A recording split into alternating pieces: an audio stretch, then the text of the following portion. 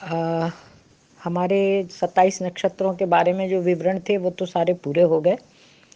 पहले हमने सोचा था कि हम ग्रहों को लेंगे, लेकिन फिर बाद में मेरा विचार आया कि पहले 12 भावों को ले लेना चाहिए, जिसको हम लग्न से शुरू करेंगे। और भावों में भी हम जो प्रमुख चीज़ें हैं वो तो हमें याद रहती हैं, लेकिन प्रमुख फलों के अतिरिक्त भाव और भी बहुत सारे फल देते हैं, उनको हम इसमें रिवाइव करने की कोशिश करेंगे, है ना। जीवन में जितने भी हमारे क्रियाकलाप हैं वो सारे के सारे 12 भाव में समा जाते हैं।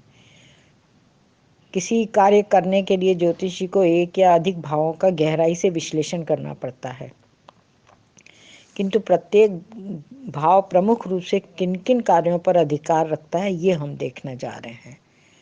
प्रत्येक भाव जो होता है वो कस्प से कस्प तक निर्धारित होता है, एक बिंदु से दूसरे भाव के बिंदु तक शुरुआत। जैसे लग्न भाव उस अंश से प्रारंभ होता है जो जातक के जन्म के समय में उदित होता है और जो दूसरे भाव के बिंदु तक जाता है। यहीं से हमारा दूसरा भाव शुरू होता है और अगला भाव अर्थात अगला भाव शुरू हो जाता है। अब सबसे पहले हम लग्न भाव लेते हैं। लग्न भाव को हम बहुत तरह के नाम देते हैं, जैसे प्रथम भाव, शीर्ष भाव, तनु भाव, देह भाव, ये सब। अब हम इसमें से प्रमुख चीज़ें जो बहुत सारी किताबों में मिलती भी हैं और कुछ नई भी हैं। प्रथम भाव को लग्न भाव भी कहा जाता है। इसमें जातक, उसका शारीरिक गठन, उसका स्वभाव, उसका गुण, उसके चरित्र और इत्यादि देखते हैं हम। उसका गठन, उसका रंग रूप और आकार प्रकार भी हम देखते हैं। लग्न से स्वास्थ्य प्रमुखता से देखते हैं। लग्न के अंशों पर शुभ दृष्टि से, मतलब शुभ और कारक ग्रह की दृष्टि होती है तो जातक का स्वास्थ्य अच्छा रहता है, और अशुभ दृष्टि से जातक अक्सर बीमार रहता है। इसी भाव से व्यक्ति का आत्मिक और शारीरिक बल देखा जाता है। इसके अतिरिक्त उसकी खास आदतें, उसके सोचने की क्षमता, जीवन के लिए उसका संघर्ष करने की प्रवृत्ति, उसके प्रयासों में सफलता या असफलता, जातक का भाग्य या दुर्भाग्य, वो जीवन में कितना ऊंचा उठेगा और कितना महत्व और मान सम्मान प्राप्त करेगा, ये सब हम इसी भाव से देखते हैं। हमें इसी भाव से ये भी देखना चाहिए कि जातक में आगे बढ़ने की कितनी क्षमता है, कितना साहस है। इसके अतिरिक्त भारतीय विद्वान जो हैं वो लग्न भाव से विदेश निवास भी देखते हैं, लेकिन विदेश निवास के लिए हमें सूक्ष्मता से अन्य भावों का भी अध्ययन करना चाहिए। जातक के जीवन में जितने भी परिवर्तन होते हैं वो ये भाव जो है बतलाता है। लग्न, लग्न में स्थित ग्रह और लग्न पर दृष्टि डालने वाले ग्रह, सारी चीज़ें ये बतलाते हैं। हमारे शरीर के जिन अंगों पर प्रथम भाव का अधिकार है वो है सिर और चेहरे का ऊपरी भाग।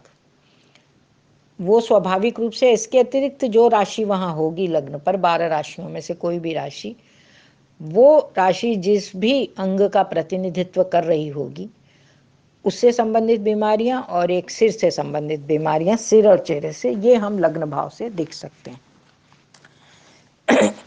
अब हम ये देखेंगे कि हमारे लग्न से हमारे दूसरे रिश्तेदारों, भाई बहनों पर के लिए क्या क्या फलित होता है।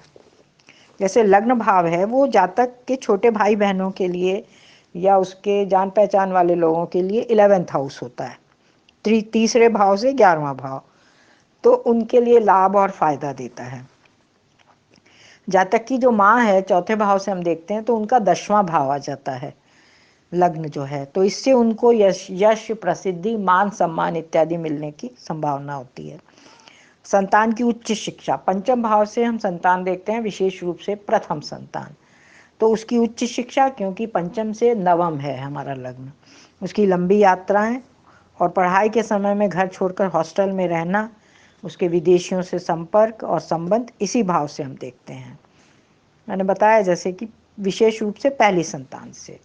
मामा को हम छठे भाव से देखते हैं, तो मामा के लिए जो ये घर है वो खतरा बताता है, क्योंकि छठे भाव से हमारा लग्न अष्टम भाव है।